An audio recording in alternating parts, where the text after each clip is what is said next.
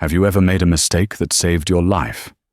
Usually a typo is just annoying, but for Sarah Jenkins, a single wrong digit was the difference between life and death. It was 2:00 a.m.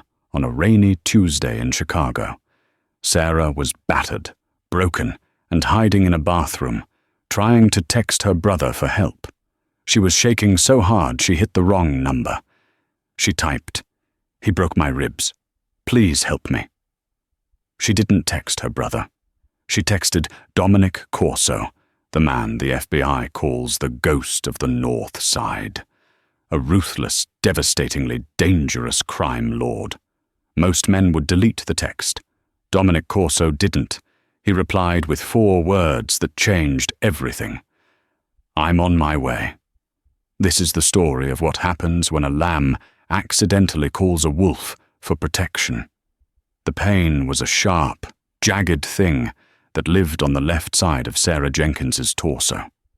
It wasn't a dull ache. It was a screaming, white-hot lance that flared every time she dared to inhale. She was curled into a ball on the cold tile of the master bathroom in a townhouse in Lincoln Park. The door was locked, but the wood was splintering near the frame. On the other side, Richard O'Connell, Richie to his drinking buddies, a monster to Sarah, was throwing his shoulder against it. "Open the door, Sarah!" Richie screamed, his voice slurring with that specific mix of expensive scotch and unchecked rage. "Don't make me break it down. You know it gets worse when I have to break things." It was already worse. Sarah pressed a towel against her side, trying to stabilize her ribcage. She tasted copper in her mouth. He had shoved her into the granite countertop, hard enough to knock the wind out of her.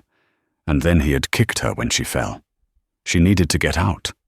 Tonight was different. Usually, he apologized by now. Usually, the violence was a flash flood. Sudden, destructive, but quick to recede. Tonight, it was a rising tide. He wasn't stopping. Her phone lay on the bath mat, the screen cracked from a previous argument. Her vision swam as she reached for it. Her fingers were trembling so violently she could barely unlock the screen. She needed her brother, Matt. Matt was a paralegal. He lived 20 minutes away. If Matt came, Richie would back down. Richie was a coward when other men were in the room. She opened her messages. She didn't have time to scroll. She typed the number from memory. Matt had changed it last week. Something about dodging spam calls. 312-555-00998. No, that wasn't it. She wiped blood from her lip. 312-555-00989. She typed it in blindly, tears blurring her vision. "He broke my ribs. I can't breathe. He's going to kill me. Please help." She hit send. The phone slipped from her hand as a heavy thud shook the door. A hairline fracture appeared in the wood paneling. "I know you're texting him," Richie roared. "Tell your brother if he comes here. I'll put him in the hospital too." Sarah squeezed her eyes shut, waiting for the buzz of a reply. Waiting for Matt to say, "Call 911, or I'm leaving now." The phone buzzed. She dragged it back to her face. The message was from the number she had just texted, but it wasn't Matt. Unknown. Number. Who is this? Sarah's heart stopped. She stared at the digits at the top of the screen. She had transposed the last 2 numbers. 0198, not 0189. She let out a sob that racked her broken ribs with agony. She had texted a stranger. She was going to die in this bathroom because of a typo. The door buckled again. The lock was giving way. Desperation is a strange fuel. It burns hot and fast. With nothing left to lose, Sarah typed back to the stranger. "Sarah, wrong number. I'm sorry. I'm going to die tonight. Please just call the police for me." 4202. Wellington Ave. She dropped the phone and curled tighter, protecting her head. 3 miles away, in the VIP lounge of the Obsidian, an invite-only cigar bar in the Loop, Dominic Corso frowned at his phone. The room was dimly lit, smelling of aged leather and Cuban tobacco. Across from him sat 2 city councilmen, sweating through their suits, trying to explain why a zoning permit had been denied. Dominic hadn't been listening to them anyway. He was bored. He looked at the screen. He didn't get wrong numbers. His number was encrypted, cycled every 3 months, and known only by his inner circle and 3 people in the state senate. He broke my ribs. Dominic stared at the text. He was a man who traded in violence. He understood it. He respected it as a tool, but he despised it when used without purpose. Uncontrolled violence was for animals. "Mr. Corso?" one of the councilmen asked nervously. "Did you hear our offer?" Dominic held up a hand. The silence was instant. He tapped the screen, his thumb hovering. He could ignore it. He should ignore it. It was a domestic dispute in the suburbs. Beneath him. But the address, Wellington Avenue, that was his territory. Someone was beating a woman to death in his territory, interrupting his evening. He signaled to the man standing in the shadows of the doorway. Elias, his head of security, stepped forward. "Trace this," Dominic said, sliding the phone across the mahogany table, "and get the car." "Sir, we're leaving." Dominic stood up, buttoning his charcoal suit jacket. He looked at the councilman. "Get out, we're done here." He took the phone back. He looked at the plea for police. Dominic didn't call the police. The police asked questions. Dominic provided solutions.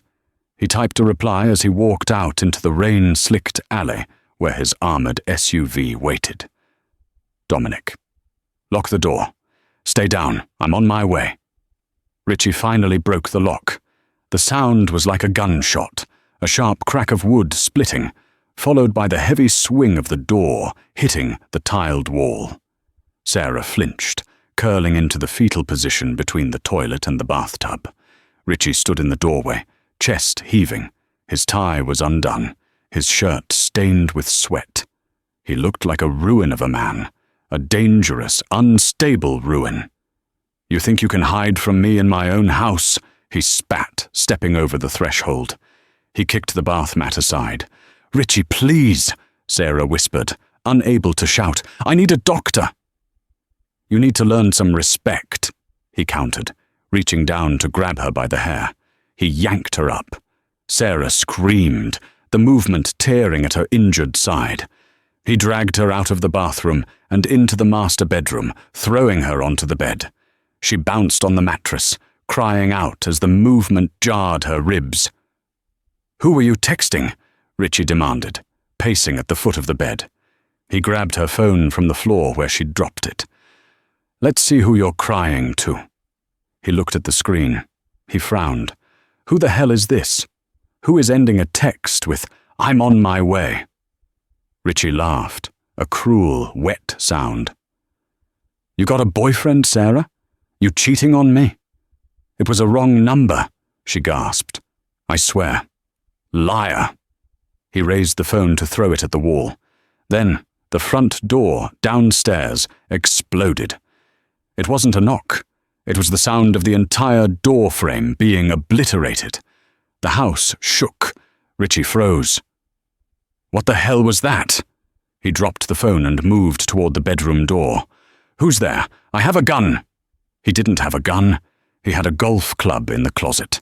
He ran to grab it. Downstairs there was no shouting. No, "Police, open up!" Just the heavy, rhythmic thud of boots on hardwood stairs. Fast, precise. Sarah lay on the bed, unable to move, listening to the footsteps getting closer. 1 set, 2 sets, 3.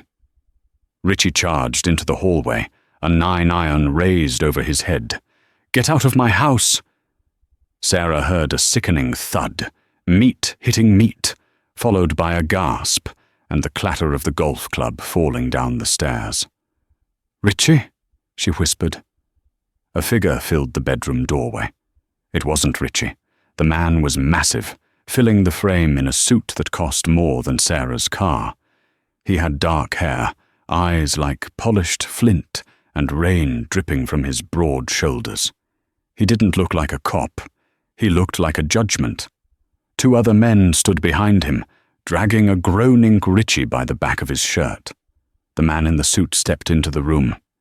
He surveyed the scene instantly, the overturned furniture, the blood on the bathroom floor, and Sarah, pale and broken on the bed. His eyes softened, just a fraction, when they landed on her. "Sarah?" he asked. His voice was a deep baritone, calm and terrifyingly controlled. She nodded weakly. Who are you?" "I'm the wrong number," Dominic said. He walked to the side of the bed. Up close, he smelled of rain, expensive tobacco and gun oil. He looked at her ribs, then at her face. He didn't touch her, seemingly aware that she would flinch. "Can you walk?" he asked. I don't think so." Dominic turned his head slightly toward the hallway. "Elias, deal with the trash." "Understood, boss," came the reply. Richie started screaming as he was dragged toward the stairs. "Do you know who I am? I'm a VP at O'Connell Logistics. I'll sue you. The screaming stopped abruptly with the sound of a very heavy impact. Silence returned to the house. Dominic turned back to Sarah. "I'm going to pick you up now. It's going to hurt, but I need to get you out of here." "Where are you taking me?" Sarah asked, tears leaking from her eyes. "To the hospital?" Dominic hesitated. A public hospital meant police reports. Police reports meant questions about why Dominic Corso was at the scene. He couldn't have that. But he couldn't leave her here. "I have a private doctor," Dominic said. "Better than the hospital. And discreet." "Why are you doing this?" Dominic leaned down and scooped her up into his arms. The pain flared in her ribs, and she cried out, burying her face in his wet suit jacket. He held her effortlessly, as if she weighed nothing. "Because," Dominic murmured, turning to carry her out of the room, stepping over the debris of her former life. "You asked nicely." He carried her down the stairs. Sarah caught a glimpse of Richie, slumped at the bottom of the landing, unconscious, his face a ruin. She felt a flicker of fear, but looking up at the sharp jawline of the man carrying her, she felt something else. Safety. Outside, the rain was pouring. A black convoy of SUVs idled in the street, engines purring. Men with umbrellas were waiting. They opened the back door of the lead vehicle. Dominic settled her onto the leather seat. He didn't get in the front. He slid in next to her. "Drive," he commanded. As the car pulled away, leaving the townhouse and the sirens beginning to wail in the distance behind them, Sarah looked at the stranger. "I don't even know your name," she whispered, her vision fading as shock began to set in. He looked at her, his expression unreadable. "I'm Dominic." "Close your eyes, Sarah. You're safe now." And for the first time in 3 years, she believed it. Consciousness returned to Sarah in slow, painful waves. The first thing she noticed was the smell. It didn't smell like the metallic tang of blood or the stale beer that permeated Richie's townhouse. It smelled of lavender, starch, and something sterile, like rubbing alcohol. She forced her eyes open. The ceiling was high, adorned with intricate crown molding that looked like it belonged in a museum, not a bedroom. A crystal chandelier hung above her, dim and unlit. The only light came from a bedside lamp with a heavy brass base. She tried to sit up, but a sharp gasp escaped her lips as her rib cage protested. "Don't move," a voice said. It was soft but firm. Sarah froze, her eyes darting to the corner of the room. A man in a white coat was washing his hands in a porcelain basin. He wasn't Dominic. He was older, balding with wire-rimmed glasses. "I'm Dr. Evans," he said, drying his hands on a towel. "Mr. Corso brought you here. You have 3 fractured ribs, a severe concussion, and significant bruising on your left kidney. You're lucky nothing ruptured." Sarah stared at him, her mind racing. "Where is here?" "A safe place," Dr. Evans said, walking over to check the IV drip attached to her arm. "That's all you need to know." "I need to call my brother," Sarah rasped. Her throat felt like sandpaper. "Matt, he'll be worried."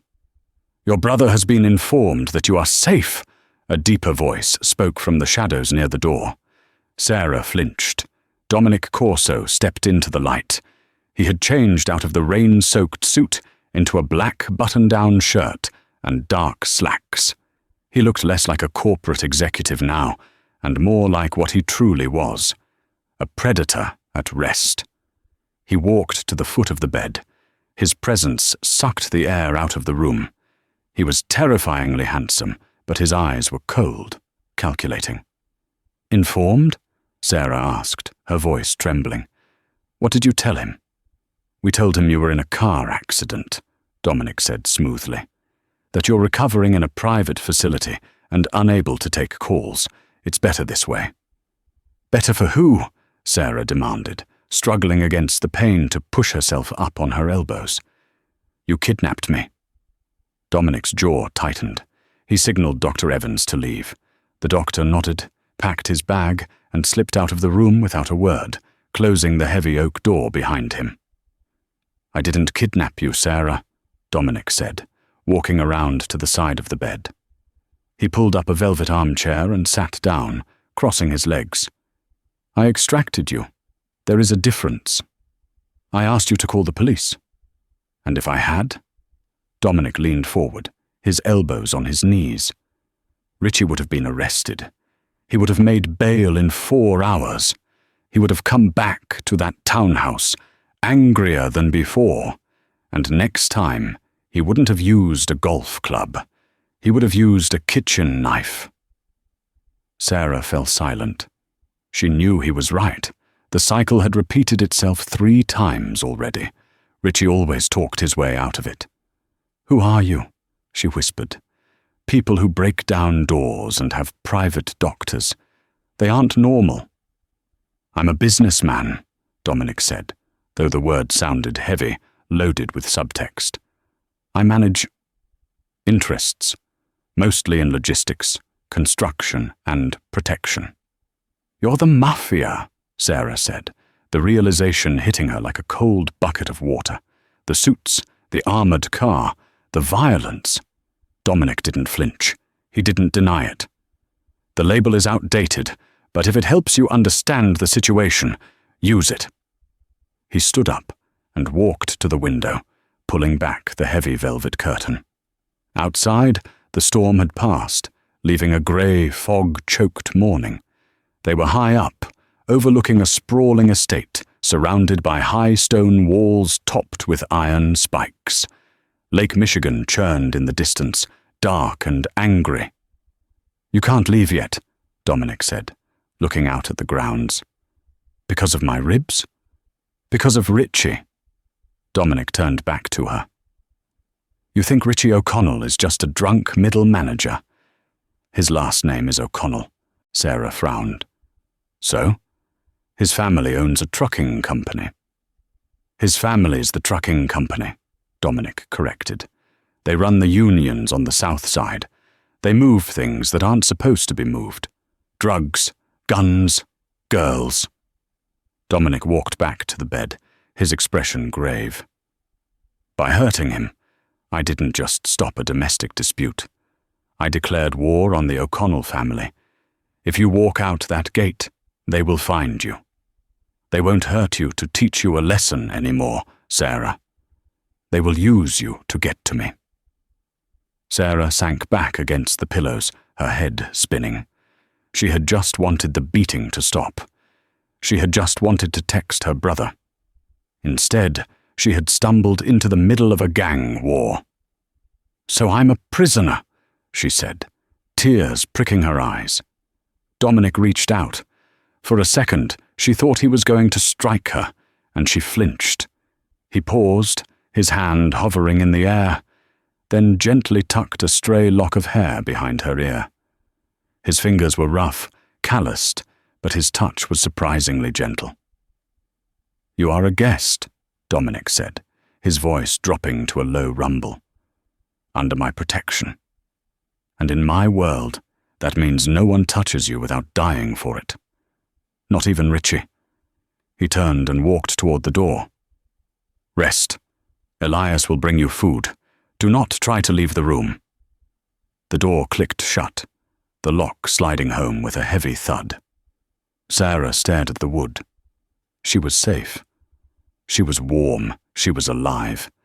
But as she looked around the opulent, silent room, she realized she had traded a cage made of fear for a cage made of gold.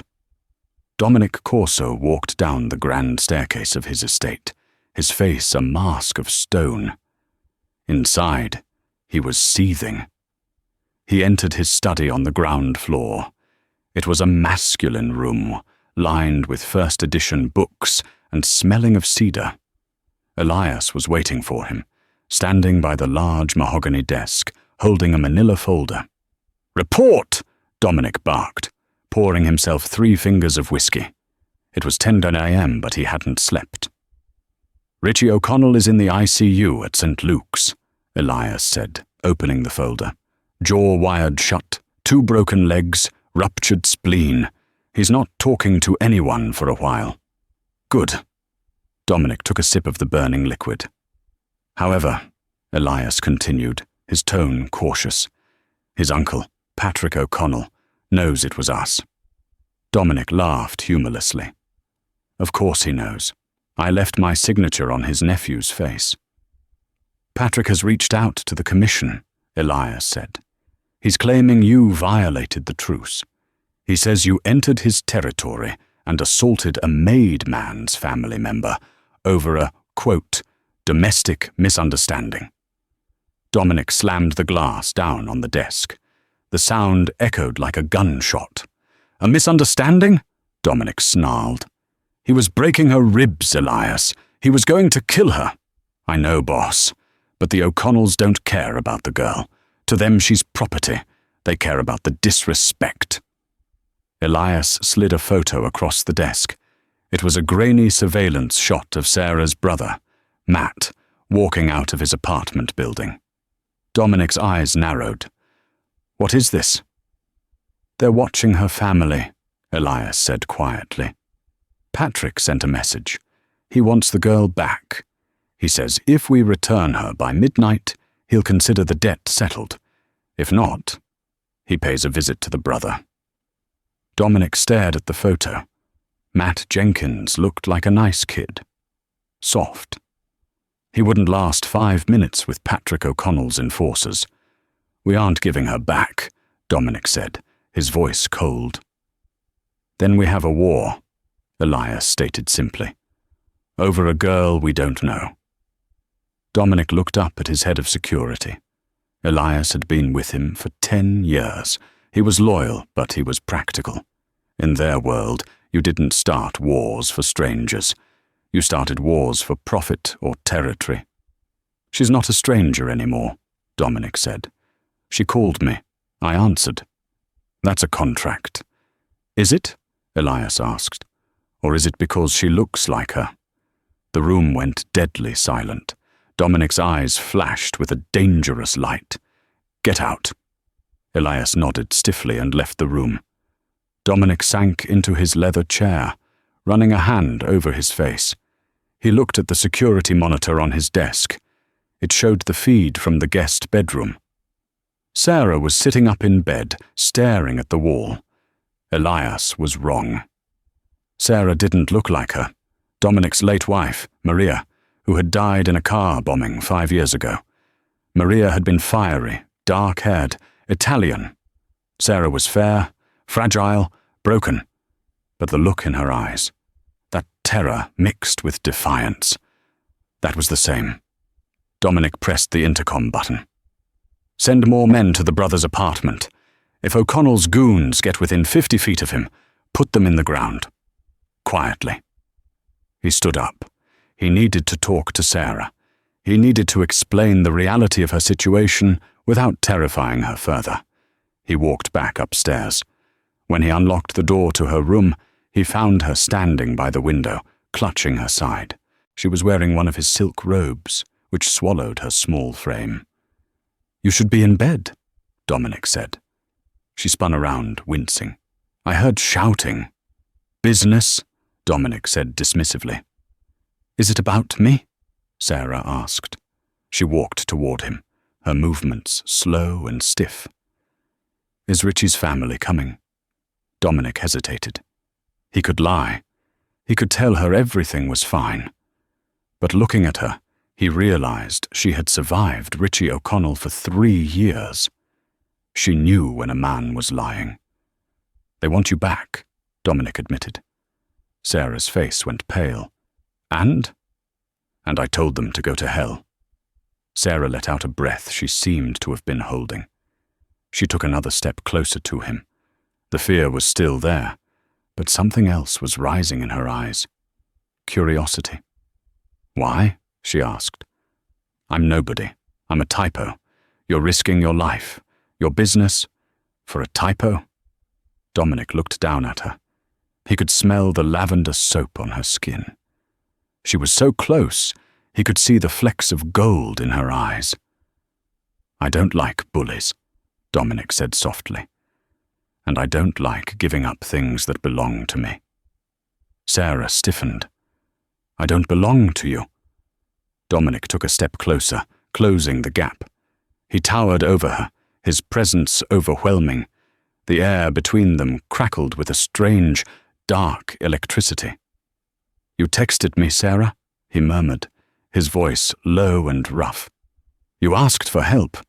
In my world, when you ask a king for a favor, you become his responsibility. You are under my roof. You are eating my food. You are wearing my clothes." He reached out, his hand grasping her chin gently, tilting her head up so she had to look him in the eye. "Until I say you are safe," he whispered, "you belong to me completely. Because the alternative is death." Sarah didn't pull away. Her heart hammered against her bruised ribs. She should be terrified. This man was claiming ownership of her like she was a piece of land. But as she looked into his dark, storm-cloud eyes, she didn't feel the revulsion she felt with Richie.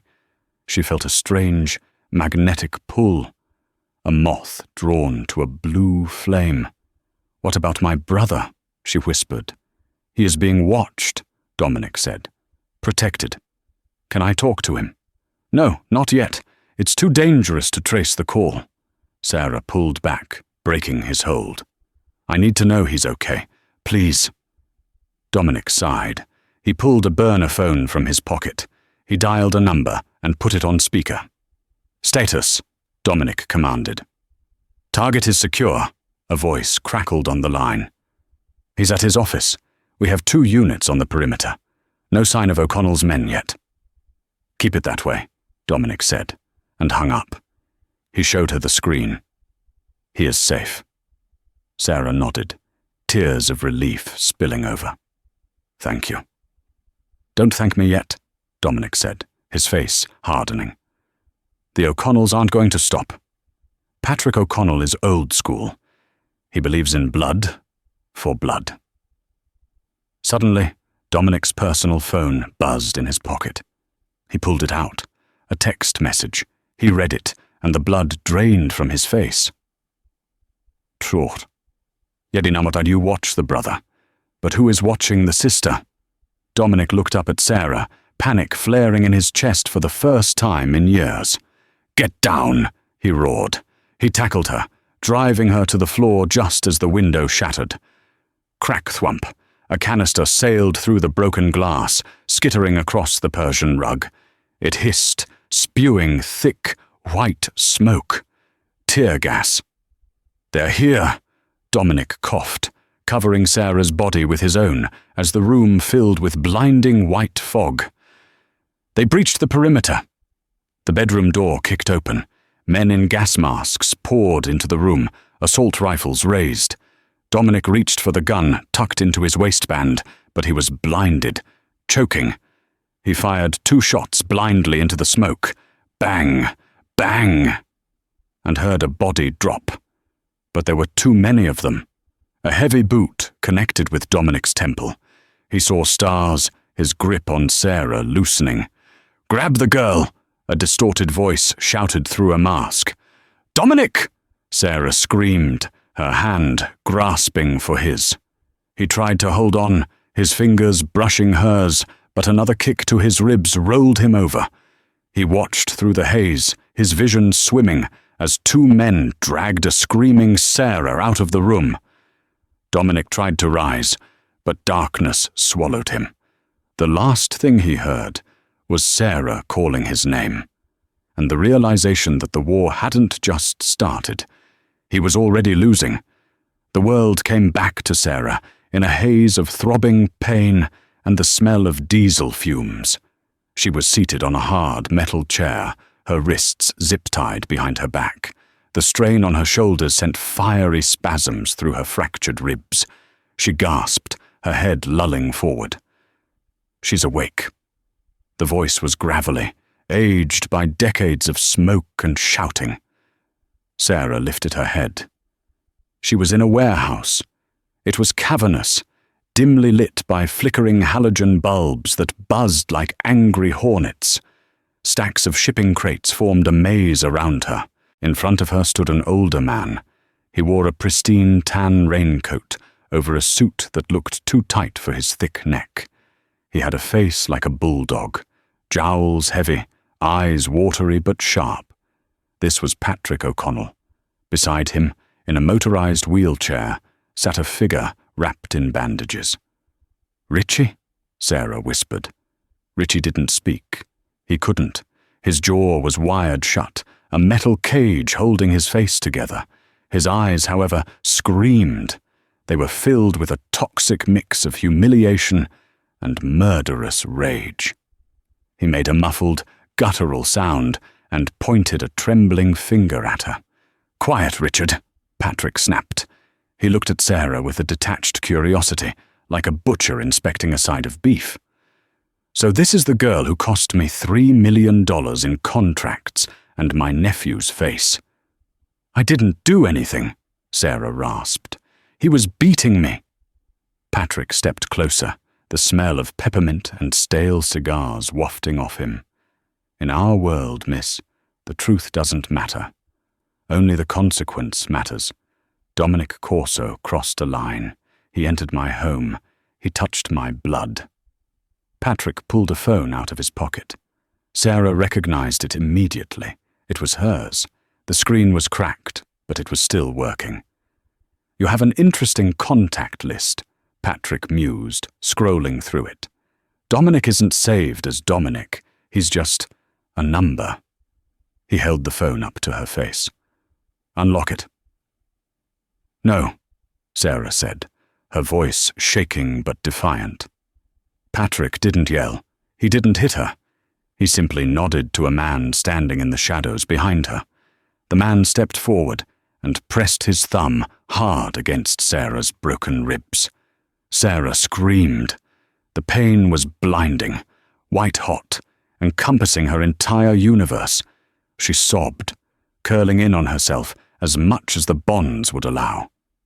"Unlock it," Patrick repeated calmly, "or I'll have him break the rest of them, one by one." Sobbing, unable to breathe, Sarah looked at the phone. The facial recognition unlocked the screen. Patrick smiled. "Good girl." He opened the messaging app. He found the thread with the 0198 number. "He came for you once," Patrick said, his thumbs flying over the keypad. "Let's see if he's stupid enough to do it again." Sarah watched in horror as Patrick typed a message. He wasn't asking for a negotiation. He was setting a trap. "Sarah, via Patrick. They have me. Southside Docks. Warehouse 4. Come alone or they kill me." He hit send. "He won't come," Sarah whispered, tears streaming down her face. "He's a businessman. You said it yourself. He won't walk into a trap for a stranger." Patrick laughed. It was a dry, wheezing sound. You don't know Dominic Corso. He isn't a businessman. He's a rabid dog pretending to be a purebred. His pride is his weakness. He thinks he's untouchable. Patrick tossed the phone onto a nearby crate. Now, we wait. If he shows up, we kill him, and maybe I let you live as a servant for Richard. If he doesn't show up, well, the Chicago River is very deep. Time stretched. Every minute felt like an hour. Sarah watched the dust motes dancing in the light, praying that Dominic was smart, praying he was cold, praying he would stay away. Ping! The sound of the notification echoed in the silent warehouse. Patrick picked up the phone. His eyebrows shot up. Well, well, he muttered. The ghost has a death wish. He turned the screen so Sarah could see the reply. Dominic, I'm on my way. Sarah closed her eyes, a wave of sickness washing over her. He was coming, and he was walking straight into a slaughterhouse. Patrick turned to his men, about 20 of them, armed with shotguns and pistols, hiding in the shadows of the shipping containers. Positions, Patrick barked. Crossfire pattern. As soon as he steps through that door, turn him into Swiss cheese. The rain had returned, harder than before. It lashed against the corrugated metal roof of Warehouse 4, drumming a deafening rhythm that masked the sound of the approaching engine. Inside the warehouse, the tension was thick enough to choke on. Patrick O'Connell stood near Sarah, a heavy revolver in his hand. He checked his watch. He's late, Patrick muttered. Maybe he's smarter than you think, Sarah said, her voice hoarse. Or maybe he's a coward, Patrick sneered. Suddenly the lights went out. All of them. The hum of the halogen bulbs died, plunging the vast warehouse into absolute, pitch-black darkness. "Backup generator!" Patrick screamed. "Get the lights on! Watch the doors!" The men shouted to each other, flashlights clicking on, beams cutting through the dusty dark like lightsabers. They swept the beams frantically toward the main entrance, fingers twitching on triggers. Crash. The sound didn't come from the door. It came from the skylight, 40 feet above them. Glass rained down like diamonds in the flashlight beams. A dark shape dropped from the ceiling, plummeting toward the floor on a repelling line. It wasn't Dominic. It was a canister. It hit the concrete floor with a metallic clang and exploded. Not smoke this time. Flashbang. A blinding white light seared the retinas of everyone looking at it, accompanied by a thunderclap that shattered eardrums. Sarah screamed, squeezing her eyes shut, but even through her eyelids, the light was agonizing. Chaos erupted. Patrick's men were blind, deaf, and panicked. They started firing wildly into the dark. Then, the slaughter began. From the shadows of the loading dock, the opposite side of where they were looking, Dominic Corso emerged. He wasn't wearing a suit. He was wearing tactical gear, black body armor, mag pouches, and a suppressed assault rifle. He moved with a terrifying fluidity, a predator in his natural element. Put. 3 shots. 3 men dropped before they even knew he was there. "He's inside!" someone screamed. Dominic didn't stop. He moved between the crates, using the confusion as a weapon. He was a ghost, appearing for a split second to deliver a double tap to a chest, then vanishing back into the gloom. Patrick grabbed Sarah by her hair, hauling her up. "Back! Fall back to the office!" He dragged her backward, using her body as a shield. Sarah stumbled, her ribs screaming, her feet dragging on the concrete. She saw flashes of gunfire in the dark. She saw men falling. It wasn't a battle. It was an extermination. Dominic wasn't fighting a war. He was cleaning house. One of Patrick's enforcers, a giant of a man with a shotgun, lunged out from behind a forklift. Dominic dropped his rifle. It was empty, and drew a serrated combat knife from his chest rig. He sidestepped the shotgun blast, the buckshot tearing into a crate of electronics. In one fluid motion, Dominic drove the knife into the man's brachial artery. He didn't pause to watch him fall. He grabbed the dying man's shotgun, spun, and fired one-handed at a gunman on the catwalk above. The gunman fell, crashing onto the conveyor belt below. "Dominic!" Sarah screamed as Patrick dragged her through a heavy steel door into the foreman's office. Patrick slammed the door and locked it. He shoved Sarah into the corner. The office had a large glass window overlooking the warehouse floor. Below, the shooting had stopped. The silence was heavier than the noise. Patrick was panting, sweat dripping down his bulldog face. He pressed his revolver against Sarah's temple. "He can't get in here," Patrick wheezed. "This glass is bulletproof. The door is reinforced steel." He yelled through the glass. "Corso, I know you can hear me. Take one more step and I paint the wall with her brains." Out in the dark warehouse, a figure stepped into the pool of light from the single emergency bulb that had flickered on. Dominic stood amidst the carnage. He was covered in grime, and blood that wasn't his splattered his face. He looked up at the office window. He looked at the gun pressed to Sarah's head. He didn't raise his weapon. He dropped the shotgun to the floor. "Let her go, Patrick!" Dominic's voice boomed, amplified by the acoustics of the metal building. "And I'll let you live." Patrick laughed, hysterical now. "You think I'm stupid? You killed my men. You think I'm walking out of here?" "You have 10 seconds, Dominic said calmly. He reached into his pocket. "Don't you move!" Patrick screamed, cocking the hammer of the revolver. The metal felt cold and hard against Sarah's skin. She squeezed her eyes shut, preparing for the end. Dominic pulled out a small remote detonator. "What is that?" Patrick yelled. "You checked the front door," Dominic said. "You checked the back door. You didn't check the foundation." Dominic's thumb hovered over the button. "I didn't come here to rescue her, Patrick. I came here to bury you." "You're bluffing!" Patrick shrieked. "You'll kill her too." "I'm a bad man, Patrick," Dominic said, his eyes locking with Sarah's through the glass. There was an apology in them, a silent goodbye. "I don't leave loose ends." Sarah's breath hitched. "He's going to kill us all." 5 seconds, Dominic counted down. "You crazy son of a bitch." Patrick's hand wavered. He looked at the detonator, then at Sarah, then back at Dominic.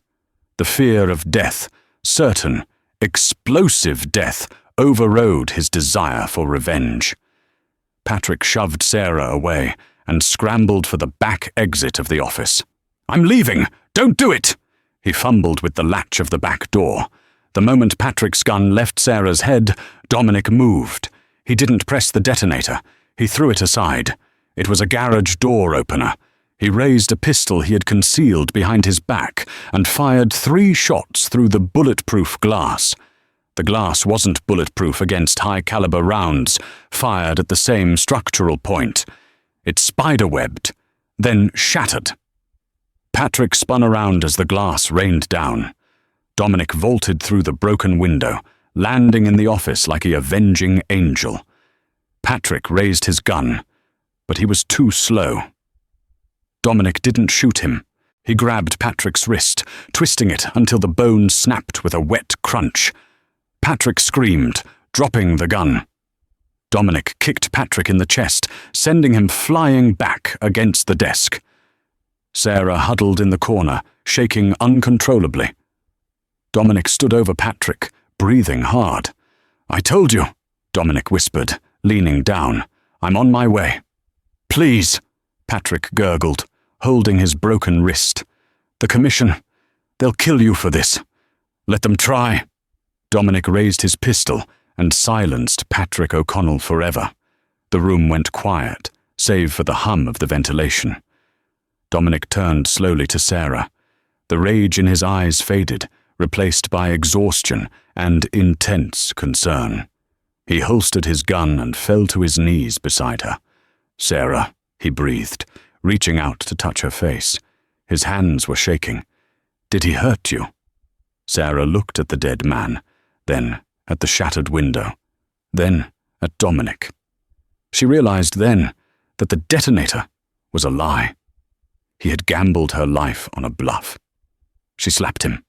It was weak, barely a tap against his cheek, but the sound rang out. You crazy," she sobbed. Dominic didn't pull away. He took her hand and pressed it against his chest, right over his heart, which was beating like a jackhammer. "I know," he whispered, pulling her into his arms. "I know. I've got you." Sarah collapsed against him, the adrenaline crashing. She buried her face in his tactical vest, smelling the cordite and the rain. "Let's go home," Dominic said, lifting her up. "Do I have a home?" Sarah asked, her voice muffled. Dominic paused. He looked around the ruin of the warehouse. He looked at the bodies he had left in his wake. He had started a war that would burn Chicago to the ground. There was no going back to his old life, and there was no going back for her. "Yes," Dominic said firmly, carrying her out of the office. "With me." The drive back to the estate was performed in a silence so heavy it felt like a physical weight. The adrenaline had faded, leaving Sarah shivering in the passenger seat of the armored SUV. Her ribs were a dull, grinding agony, but the pain was distant. Her mind was stuck on the image of Patrick O'Connell's body slumped over the desk. Dominic drove with one hand on the wheel. His knuckles were white. He kept checking the rearview mirror, expecting a tail, but the streets of Chicago were empty. The rain washed the blood from the windshield, but it couldn't wash away what had happened. "You killed him," Sarah whispered, staring out at the blur of streetlights. "Yes," Dominic said. He didn't offer excuses. "They will come for you now, the others. The commission you talked about. Let them come." "You did it for me," she said, turning her head to look at him. His profile was sharp, illuminated by the dashboard lights. "Why? You don't even know me." Dominic pulled the car up to the heavy iron gates of his estate. He punched in the code, and the gates swung open. He parked in front of the fountain, killed the engine, and finally looked at her. "I spent my whole life building walls, Sarah, building a business, accruing power. It was cold, it was empty," Dominic said, his voice raspy. "When I saw that text, when I saw you in that bathroom, I saw something I hadn't seen in a long time. Innocence. And the idea that a man like Richie could destroy that innocence just because he was angry. It offended me." He leaned in, his dark eyes searching hers. "And maybe, when I carried you out of that house, I realized I didn't want to be the monster anymore. I wanted to be the shield." Sarah felt a tear slide down her cheek. She reached out, her fingers brushing the dried blood on his cheekbone. "You're not a monster, Dominic." "Tonight I was," he said grimly, "and tomorrow I have to be something worse." The retribution came swiftly, but not with guns. It came with a black envelope delivered by courier at 6 a.m. Dominic was in the kitchen, bandaging a cut on his forearm. Sarah sat at the island, wrapped in a blanket, drinking tea laced with painkillers. Elias walked in, his face pale. He placed the black envelope on the counter. It was sealed with red wax, the crest of the Chicago Commission. "It's from Salvatore Rossi," Elias said. Dominic went still. Salvatore Rossi was the capo di tutti capi, the boss of bosses, the man who held the leash of every crime family in the Midwest. He was 80 years old, used a cane, and was rumored to have dissolved his own son in a vat of acid for skimming profits. "When?" Dominic asked. "Noon, today, at the Breathless." The Breathless was a neutral ground, a high-end steakhouse downtown that Rossi owned. "He wants to negotiate," Sarah asked, hopefully. Dominic ripped open the envelope. He read the single card inside. A life for a life. Bring the girl. Dominic crushed the card in his fist. He doesn't want to negotiate. He wants an execution. He wants me? Sarah asked, her voice trembling. He wants a witness, Dominic said. He wants to kill me in front of you to show the city what happens when you break the rules. Then he'll hand you over to the O'Connell family to finish what Richie started. Dominic turned to Elias. Get the jet ready. Take Sarah to the airstrip. I want her in Zurich by tonight. No, Sarah said. Dominic spun around. This isn't a discussion. I'm not running, Sarah said, standing up. She winced, clutching her ribs, but she stood tall. If I run, you die. They'll hunt you down. I can handle Rossi. You can't, Sarah countered. You said he's the king. You can't kill a king and expect to live. Unless... She paused, a dangerous idea forming in her mind. A lie so bold it might just work. Unless what? Dominic asked. Unless you didn't break the rules, Sarah said, her eyes hardening. What is the rule about family? Dominic frowned. You cannot touch a made man's family. That's the oldest law. Patrick hurt me, Sarah said. Richie hurt me. You aren't family, Sarah. You're a stranger. Sarah walked around the island. She took Dominic's hand. Not if we change the story. Not if I'm your fiancé. The room went silent. Elias looked at Sarah with wide eyes. Dominic stared at her, stunned. If I'm your fiancé, Sarah continued, her voice gaining strength, then Richie O'Connell beat the wife of a boss. That means he broke the rules. That means Patrick insulted you. That means you were within your rights to kill them. It's a lie, Dominic said. Rossi will smell it. Then we make it the truth, Sarah whispered. I have nothing left, Dominic. My apartment is a crime scene. My ex is a monster. My life ended the moment I sent that text. I want this life. I want to be with you. Dominic looked at her. He saw the fire in her eyes. It was the same fire he had seen in the warehouse. She wasn't a victim anymore. She was a queen in the making. It's a death sentence if it fails, Dominic warned. I'm already dead if I leave you, Sarah replied. Dominic stared at her for a long moment. Then he nodded. He turned to Elias.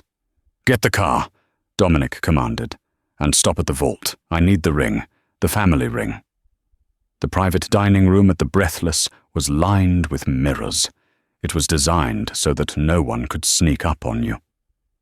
Salvatore Rossi sat at the head of the table, cutting a piece of rare steak.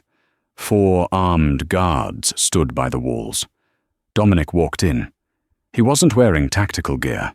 He was wearing a tuxedo, and on his arm, wearing a black evening gown that Elias had procured, walked Sarah. She was terrified, but she didn't show it. Her makeup covered the bruises. Her broken ribs were wrapped tight beneath the silk. She held her head high. Rossi didn't look up from his steak. You're late, Corso, and you brought a guest to your own funeral. Disrespectful. I brought my justification, Dominic said, pulling out a chair for Sarah. Rossi stopped chewing. He looked up. His eyes were milky, dead things. He looked at Sarah. This is the girl? The typo? This is Sarah Jenkins, Dominic said, his voice ringing through the room. My fiancé. Rossi paused. He put down his knife and fork. He picked up a napkin and wiped his mouth slowly. Fiancé, Rossi repeated. Since when? I hear you met her 2 days ago. We have been seeing each other for 6 months, Dominic lied smoothly. We kept it private to protect her from animals like Richie O'Connell. It seems I failed. Rossi looked at Sarah. Is this true, Signorina? Sarah looked the old man in the eye. Yes.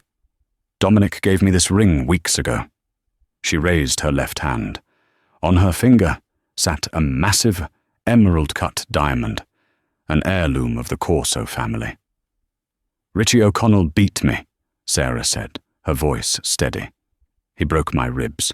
He threatened my life. Dominic did what any man at this table would do. He protected what was his." Rossi stared at her. The air in the room was so tense it felt like it might shatter. He looked at the ring. He looked at the bruises on her neck that the makeup couldn't quite hide. Then he looked at Dominic. "Patrick O'Connell was a good earner," Rossi said softly. "But he was sloppy. He let his nephew run wild." Rossi took a sip of wine. "If she is your fiancée, Corso, then O'Connell committed a grave sin. You were within your rights." Dominic didn't exhale. He waited. "However," Rossi continued, his voice dropping an octave, "you caused a mess. A warehouse destroyed. Police asking questions. A seat on the commission empty." "I will pay for the damages," Dominic said immediately. "And I will take over O'Connell's territory. I will double the earnings within a quarter." Rossi swirled his wine. He looked at Sarah again. He seemed to be weighing the value of a dead O'Connell against a live, ambitious Corso. "A wedding," Rossi said suddenly. "Excuse me?" Dominic asked. "If this is real," Rossi smiled, revealing yellow teeth, "then there must be a wedding. A public one. To show the families that we are united, that this wasn't a gang war, but a matter of honor." Rossi pointed a bony finger at them. "1 month. You get married in the cathedral. All the families attend. If there is no wedding, then I know you lied to me, and I will kill you both at the altar." Dominic looked at Sarah. This was it. The trap had snapped shut. They were bound now. Sarah didn't flinch. She squeezed Dominic's hand. "We would be honored, Don Rossi," Sarah said. Rossi laughed. He waved his hand dismissively. "Go! Get out of my sight! And Corso?" Dominic paused at the door. "She's tougher than she looks," Rossi muttered. "Don't break this one." 6 months later. The reception was held at the Corso estate. It was the event of the decade. Every crime boss, politician, and union leader in Chicago was there, drinking champagne and pretending they weren't murderers. Sarah stood on the balcony overlooking the party. She wore a white dress that cost more than her brother's college tuition. Her ribs had healed, though they ached when it rained. She wasn't Sarah Jenkins, the terrified victim anymore. She was Sarah Corso. She watched the crowd below. She saw Elias coordinating security. She saw her brother Matt laughing with one of Dominic's associates. Matt didn't know the full truth, only that his sister had married a logistics magnate, and that was enough to keep him safe. The glass doors behind her opened. Dominic stepped out. He loosened his tie. "Hiding?" he asked. "Just thinking," Sarah said. Dominic walked up behind her, wrapping his arms around her waist. He rested his chin on her shoulder. "About what?" "About a typo," she said softly. "About how 1 digit changed the entire world." "Do you regret it?" Dominic asked. He asked her this every week. He was terrified that one day she would wake up and realize she had married a monster. Sarah turned in his arms. She looked at the man who had burned down a warehouse for her, the man who had faced down Salvatore Rossi for her, the man who treated her like she was made of glass, yet trusted her with his empire. She saw the darkness in him, yes, but she also saw the devotion. "No," Sarah whispered. She kissed him, a slow, deep kiss that tasted of champagne and promises. "I don't believe in accidents, Dominic. I think I texted the right number all along." Dominic smiled, a rare, genuine smile that reached his eyes. "Come inside, Mrs. Corso," he said, offering his hand. "Our guests are waiting." Sarah took his hand. She stepped back into the light, leaving the ghost of her past in the dark, ready to rule the kingdom she had accidentally inherited. And that is the story of Sarah Jenkins and Dominic Corso, a story that reminds us that sometimes Fate doesn't knock on the door. It buzzes in your pocket. Authorities never officially linked Dominic Corso to the disappearance of Patrick O'Connell. The warehouse fire was ruled an electrical accident. To this day, the O'Connell family remains a shadow of its former self, while the Corso Empire controls the north side with an iron grip. Some say this is just an urban legend, but if you check the Chicago Social Registry, you will find a Sarah Corso listed as a philanthropist, and if you look closely at the photos, you'll see the man standing behind her, always watching, always protecting. So the next time you send a text, double-check the number. You never know who might reply. If you loved this story, please smash that like button. It helps us create more long-form storytelling like this. Don't forget to subscribe and hit the bell icon so you don't miss our next true crime drama. Thanks for watching.